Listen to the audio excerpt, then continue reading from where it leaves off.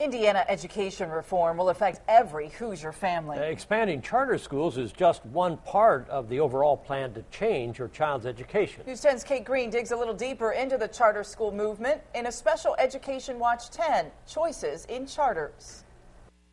The charter bill looks to give more state funding to charter schools. It's a move causing controversy along the way. But in order to understand why, you must first learn what a charter school really is.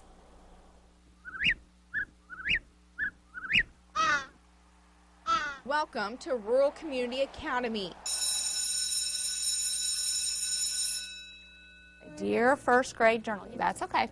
If that's the end of your sentence, what needs to go here? It looks, feels, and sounds like any other school. I'm glad about it. But is it? Do you think, after that first year, Susie Pierce is RCA school leader. After that first year, I had a great deal of concerns about where the school was headed and whether or not we would be able to succeed. But it did, and so did dozens of others. After the first charter school started in 2003, within 7 years, 60 other charter schools popped up across the state. And this bill would help fund more charters to pop up in Indiana.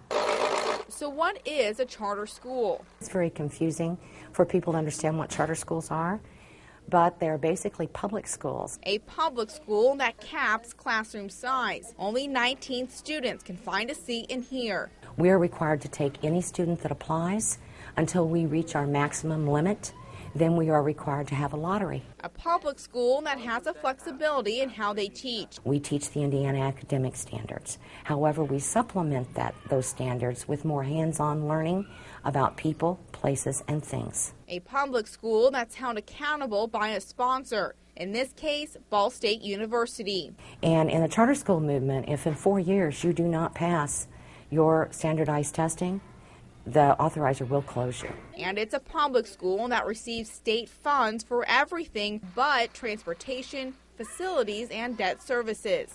In fact, RCA can only afford 2 buses. It picks up most of its 130 students at 4 drop-off points in Sullivan County. Now that you know the basics on charter schools, here's what could change. The new bill would give charter schools state funds for transportation, money traditional public schools say belongs to them.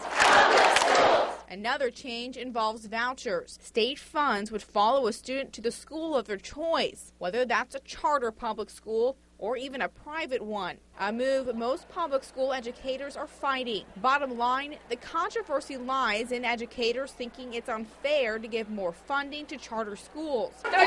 It boils down to charters not having to answer to the same state regulations. Public school teachers are a part of a union. Charter school teachers, including RCAs, are not. Start with this part. Start with the root word. Very good. Now add your... Melissa Miller started a career in the Indianapolis public school system. She says she understands teachers' funding frustrations. But I think that's only fair. If, students are going to other schools, then those charter schools should be able to get the funding for those kids. What seems fair to one school may not seem fair to another. But what's fair for your child? That's the question some educators and legislators will end up deciding.